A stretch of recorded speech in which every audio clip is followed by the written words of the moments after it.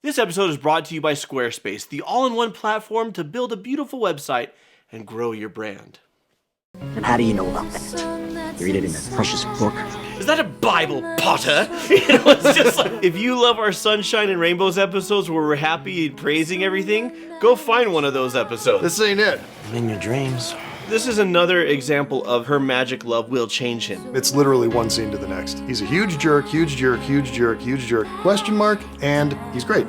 But our love is like the wind. I can't see it. You can see wind. You can see the effects of wind, just like you can see the effects of love. Love does make trees wibble around. You're just willfully not getting it. I now. am now, yeah. Yeah, at this point you're Being just a trying real to wiener. rewind it. We're doing on. it. Okay, fine, no, go Listen, back. No, it's funny. No. Just continue. Just do I the don't damn wanna clip watch it over I don't again. care. Start it over.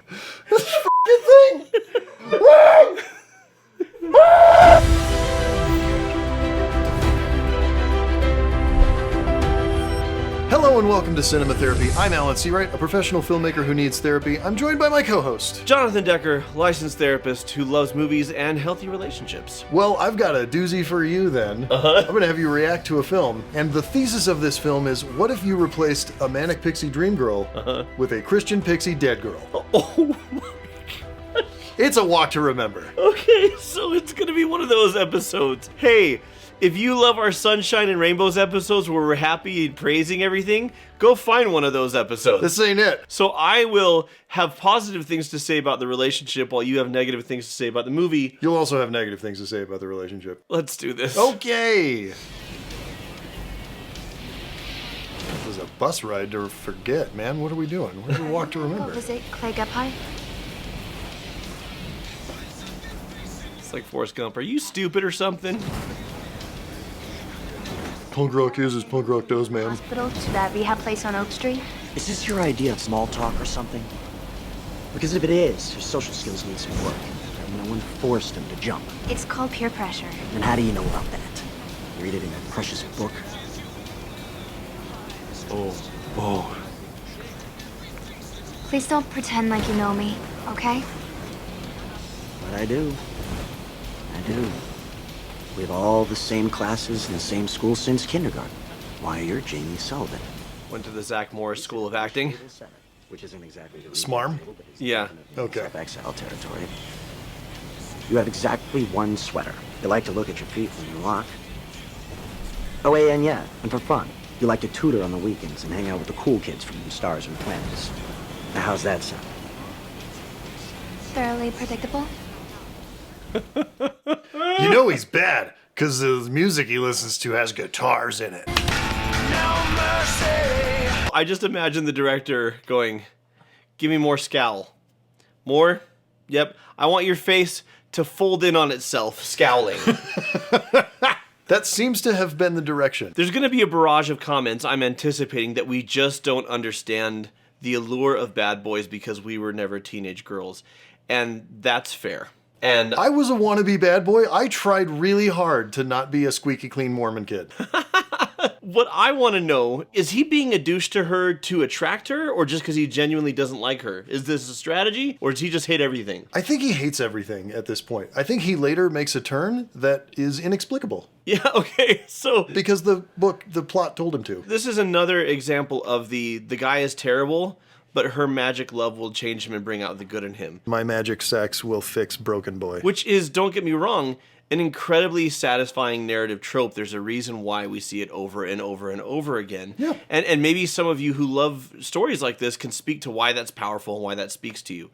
I can just say I have seen any number of couples in my office where that was the template they were trying to build off of. And how did it go, Jono?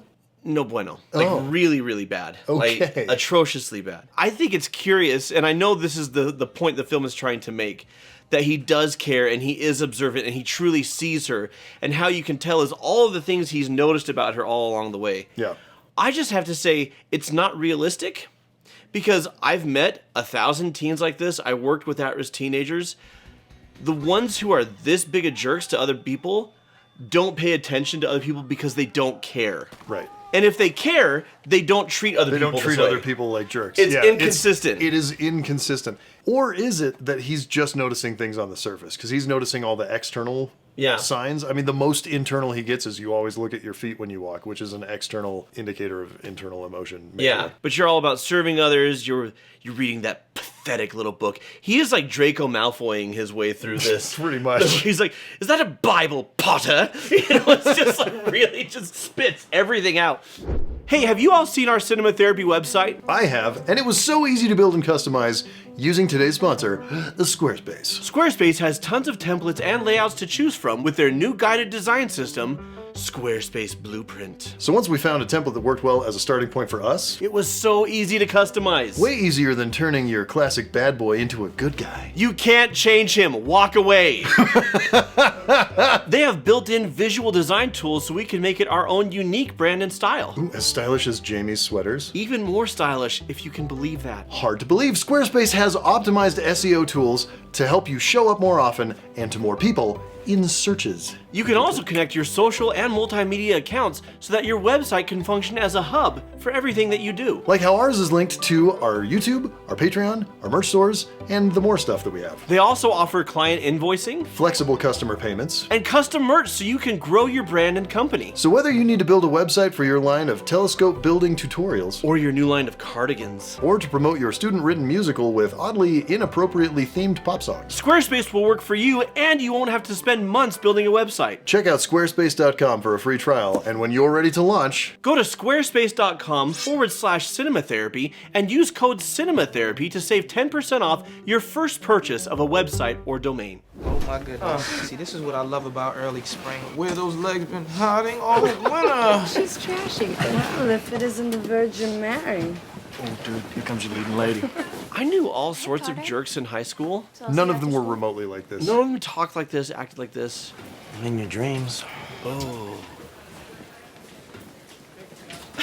It's so badly written. Ouch. What if a moron who'd never been to high school wrote high school kids? So, stereotypical actually likes her, but he's gonna be a jerk in front of his friends. There's several Avril Lavigne songs about this. I think 4 of them are on this soundtrack. Come on, Jamie. Hey, Open the door, please. church girl, you can't close your door to someone on your doorstep that's hypocritical. What does it say in your little book? You don't miss a thing. Listen, Jamie, I was hoping we could... Rocking those homeschool overalls. Okay, but just not so anybody knows, right? Well, I just figured we could surprise everyone with how good I get. Like we could be secret friends. Exactly. Exactly. It's like you're reading my mind. Great, maybe you could read mine. Okay, that's legit funny. That's pretty good. And Mandy Moore, Jamie, I can't just be your friend. I mean, there's a reason Mandy Moore went on to big I stuff. saw something in you. Something good. But I was very wrong. And she is doing her absolute best with that trash line. Oh my gosh. Damn it! Wow, how is he right there? Seriously. He didn't even like get up from his chair and run out the No, door. he was right there to be an intimidating pastor? What are we... I don't understand. He's in the other room. He's like, I bet that kid swears once I the bet door he closes." swears. I gotta get ready to be the swear police. The very mild PG swear police. Listen, I want to say something. The homeschool overalls crack. My kids are homeschooled. So I wasn't mocking homeschoolers. I was mocking Hollywood's depiction of homeschoolers, even though she's not homeschooled. Your kids are way more fashionable than that. My kids are way more fashionable than I'll that. say. But they're doing everything they can to do like ugly duckling story with her. Red hair and a hand-me-down robe. You must be a... Manic Christian dead girl. And look, there are definitely people who will treat you one way in private and a different way in front of their friends. Sure. It's absolutely a thing. Because there's definitely the male version of this. The male empowerment fantasy is like, I'm a loser, I'm a nerd, I get superpowers, I've got muscles, the pretty girl notices me. and sees that I've had a good heart all along, and that's what she falls in love with. You see that in Spider-Man, you see that in Captain America, you see that in any number of like high school teenage drama stuff. Yep. It goes both directions. But the female equivalent is, my goodness will change him. Right. My goodness will change who he fundamentally is, or will bring out what was always there, but he didn't know how to nurture it, and he just needed me in his life. And that's an incredibly powerful fantasy, to be the inspiration for someone's change. But what I will tell you in real life is, if they won't change for themselves, what makes you think they're going to change for you? Well, I'm real pretty.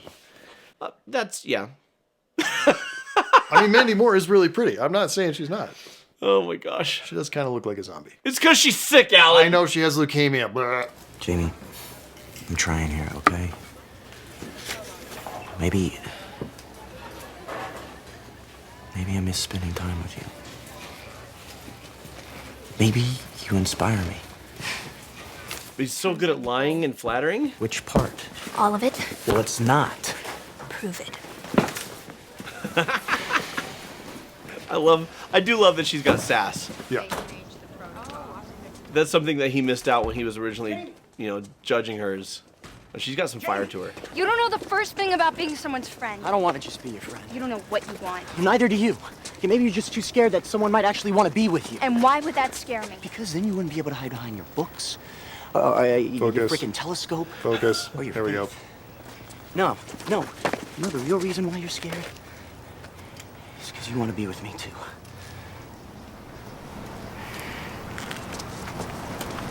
But why?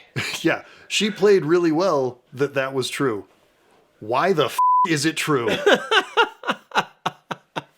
I gather nothing, actually, but I can postulate, so I'm going to do that. Okay, do it. I theorize this because she does believe in her faith, and she does want to honor her father, and she is not a rebellious Christian girl, but at the same time, she has had such a structured, rigid life, and he represents a type of freedom and excitement that she's never experienced before. And she knows that she's terminally ill. Yeah.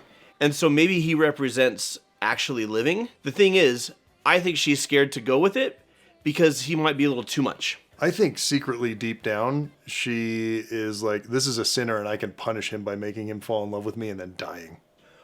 Oh my gosh. That's not the type of faith that I prescribe to. That's some twisted stuff. Come to my church. We meet every Sunday. In the basement. Okay. On a more serious note, the "maybe you inspire me" line, aside from being hackneyed, what is the difference between changing yourself for someone versus accepting influence, which is generally like a more positive thing, right? Right. Well, first of all, I would say it's a hackneyed line, but it's meant to be. He's lost in this gray area of, before he was telling her what she wanted to hear, he thought she was this naive little Christian girl who he can manipulate to get what he needs so he can move on with his life. Right. And if she gets hurt, so be it. And then he starts to see her. Okay. And actually see her. So maybe there is a little bit of I'm inspired by her, especially in his character arc, because he's going to transition from douche rocket to good guy. Sure. But he's in the middle land right here. And so when he says So he's maybe a good rocket. Well, he says maybe yes. He says maybe I'm so sorry. he says maybe you inspire me. And she isn't willing to believe it because she's smart enough to know before he's got all sorts of lines, he's got all sorts of angles, and I don't believe a word he says. And yet at the same time she wants to. And so the reason he chases her is because he's starting to be sincere, and I think he's really surprised by it. There are nuances in these performances and in the storytelling that I think are better than The Notebook. Wow, hot take. Changing who you are for another person is not a healthy approach because you are who you are. Yeah. You can maintain that charade for a certain amount of time, but you will always slide back into what your personality is, what your passions are, and what your values are. Now, I'm not saying values and passions can't shift. I'm saying in order for them to shift organically, it has to be chosen and it has to be desired. It has to be from within. Yes. Yeah. And accepting influences, I want to be a better version of myself because being around you is rubbing off on me. And that's just simple, like that's the whole psychology of role models or socializing. The people we surround ourselves, you've probably heard it said, like, you are the sum total of the 5 people you spend the most time with, right? The people we spend time with influence us, and he's spending more and more time with her, and she's decent. And here's the thing about the I can change him fantasy. I would never try to change someone by dating them. And I would never try and change someone through romantic love. On the other hand, you could see somebody and be like, look, I'm attracted to you, but the fact is we're not a fit for each other because this is what I'm looking for. Mm-hmm. And I don't want you to become that to win me. Like, if you want to become that for you, and I'm still around when you get there and interested. Great. Awesome. Great. Because there is a truth. When I was talking about the people we spend time with rub off on us and can inspire us, the true side of that is that. But the false belief that comes with it is it's going to happen. Right. That if I just show them enough love, if I just give them enough affection, if I just forgive enough and overlook enough and extend grace enough, that they will meet me there and treat me with the love and respect that I deserve and that I've been giving them. That's not how it works. And it's not how it works. Oh, hi. I didn't see you there. Just wanted to let you know that we are doing a live show on Saturday, November 16th in Las Vegas, Nevada, talking about Guardians of the Galaxy and Found Family, just in time for you to get ready for Thanksgiving and talk to your family and deal with any conflicts that may possibly arise. Anyway, Saturday, November 16th, doors at 6, show starts at 6:30, link in the description below. Free popcorn, Q&A, meet and greet. You get it. Are you trying to seduce me? Whoa. Why? Are you seducible? That's what I thought. Ergo, a second blanket. I like this part of this, like, And one for you. this is the thing that's frustrating about this movie. If it was just top to bottom bad, it'd be like, yay, write the whole thing off. But that was cute. Yeah. That was cute as hell. And her value is she's not going to have sex unless she's married. It's not his value, but the important thing is that he respects hers Yeah. and isn't pushing her outside of her comfort zone. So the second blanket. Teases her in a way that is obviously, like, okay with her. Are you seducible? And it's a snuggle night. It's snuggle and stars. It's actually quite lovely. So, why am I looking for this star? Because I had it named for you. Aw. See? See, that's the thing. It's both the beauty and the danger of the story. Is once he commits to the bit and is like fully in on being her boyfriend, he's a damn good boyfriend. Yeah. No, he turns on a dime and becomes a completely different person. Yeah. Which is a problem with the movie, because that's not how humans is. Even when we change for the better, it is gradual. For him, it's literally one scene to the next. Yeah. He's a huge jerk, huge jerk, huge jerk, huge jerk, question mark, and he's great. Yeah. Again, as we've said about so many other romantic movies, if you're watching with your brain turned on and you're like, this isn't reality, but I'm enjoying getting swept up in it, and it's my junk food entertainment, Absolutely. knock yourself out. Go with God, literally, in this case. How does that in your book? That's for blasphemy. I'm sick. I'll take you home. You'll be better tomorrow. No, Landon. I'm sick. I have leukemia.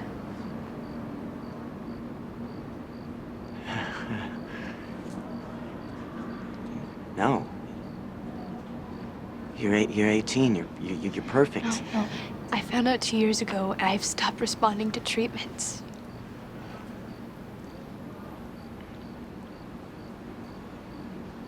So why didn't you tell me? The doctor said I should go on and live life normally as best I could. I don't want anybody to be weird around me. Including me? Especially you. You know, I was getting along with everything fine. I accepted it, and then you happen. I do not need a reason to be angry with God. What? Where'd that come from? It came from, that's her whole worldview. Her whole worldview revolves around God and the Bible. Okay. And so everything that's going on goes through that lens and also goes back that way. So even, It's just such a weird turn for that scene to take. Oh, I don't disagree. Okay. It's consistent with the character, but I also don't blame him for reacting like you did. Like, I thought we were talking about us. Huh?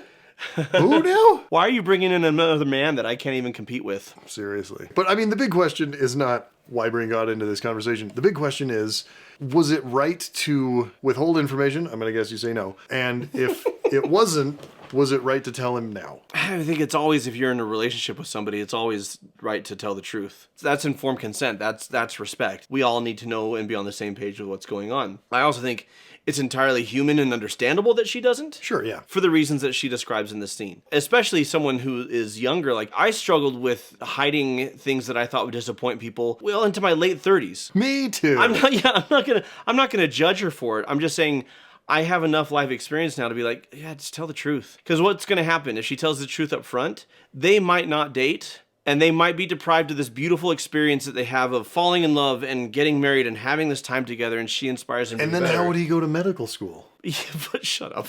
Oh. But they would have a relationship that's built on mutual trust and understanding. Yeah. As well as, I respect you enough to want you to be able to make your own informed choice. But, you know, that comes with life maturity. It does. Frankly, it's plausible in this movie that two 18-year-olds are not going to be entirely forthcoming with their impending deaths. Mm-hmm. Is he dying? That's the path he was on, right? Because he kept going to, the murder lagoon and hitting his head on stuff. That was bound to happen to him at some point. Oh my gosh. He was spiritually dying and he needed Jesus. That man needs Jesus. Love is always patient and kind. It is never jealous. Love is never boastful or conceited. It is never rude or selfish. It does not take offense. It is not resentful.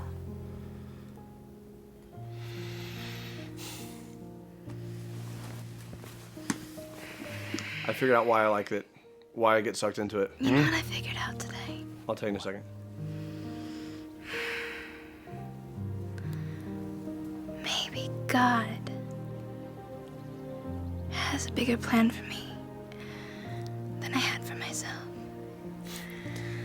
Like, this journey never ends. Like you were sent to me because I'm sick.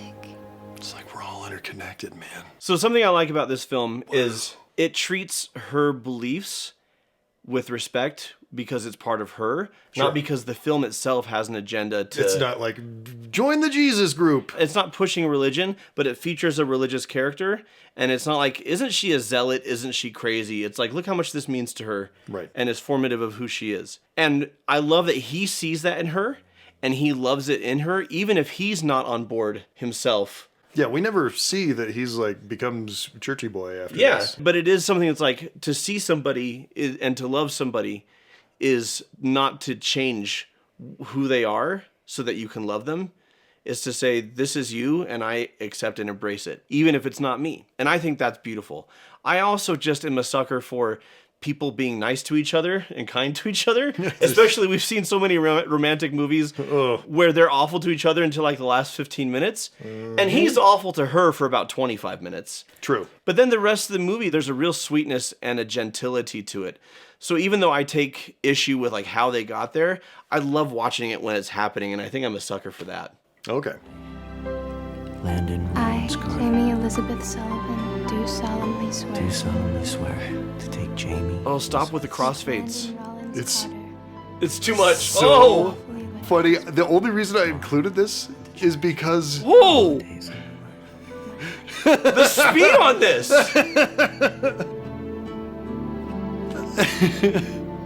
Like, they should have a warning that this could trigger an epileptic seizure watching this movie. A very slow, crossfadey epileptic seizure. Except for it's not slow. That's the thing. The crossfades just keep happening.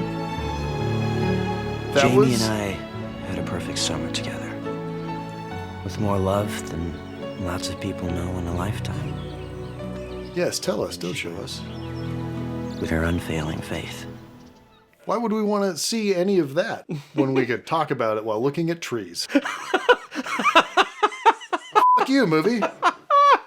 Don't be hasty. I agree. No, listen. I feel like we've made it this far. The least you can do is show us some of their a montage, and I don't care how fast you fade in that montage. Give us 40 things in 10 seconds like you just did. That's great. There was an editor named Verna Fields. She edited Jaws and several other movies that you've heard of. She was like famous. Well, and what she did on Jaws is legendary. Oh, it's spectacular. She didn't save that movie, but very much they made that movie in the edit, right? Yeah. Absolute genius. And one of her mantras was, if you can't solve it, dissolve it. Mm-hmm. They couldn't f***ing solve that. So you know what they did? Just 14 dissolves. 14 in 1 minute. That's a crime. That is a crime against editing. I think there's a lot of beauty to this love story. I'm not always crazy about the packaging, the writing, the performances. We're not done, by the way. We got... No! God, please, no! No! No! Okay, let's go. No! Jamie saved my life. She taught me everything. Alternate film title, The Corpse Bride. About life, hope. You didn't think that was funny? Never mind, let's start over. It was good. It was good. I thought I was going to kill you. No, it was great. Okay, fine. No, go back. No, it's funny. No. Just continue. Just do the damn clip over. I don't care. Start it over. Look, he's sad and there's a sunset, but he got better and now life's good or some I don't know. See it. Rewind it. We're doing it. No, we're doing it over. I want the actual...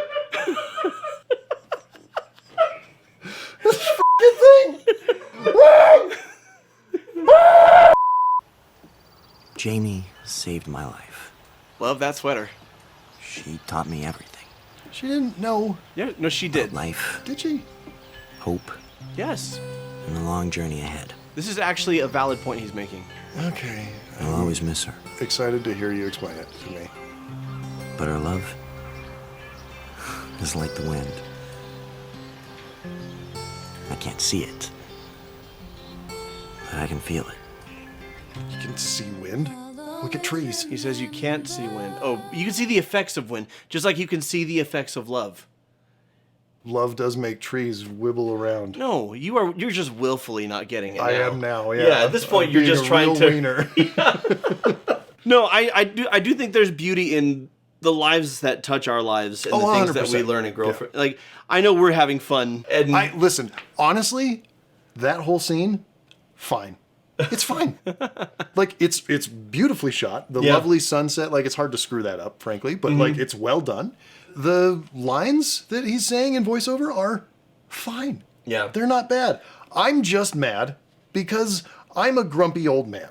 Okay. Well, just own it. Just own that. I think there's a beauty to the notion of when they say it's better to have loved and lost than never to have loved at all. Sometimes it doesn't feel that way when you're in the middle of your grief. Mm-hmm. But the fact is, every person that we loved changes us and shapes us and helps us to become who we are. Yeah. And so even if, again, I feel like the movie itself is wobbly, I can totally get behind like what it's trying to give us, what it's trying to share with us.